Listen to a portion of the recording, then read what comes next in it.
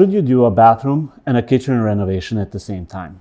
As a contractor, I would recommend doing both at the same time. That way your interruption in your life is done and over within a specific scope of work.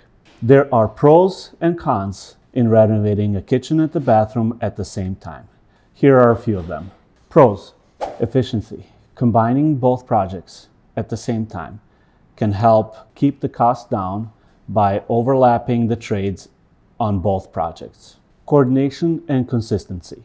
Renovating both bathrooms and kitchen will help with consistency throughout the house, utilizing same products and materials for both projects. Value.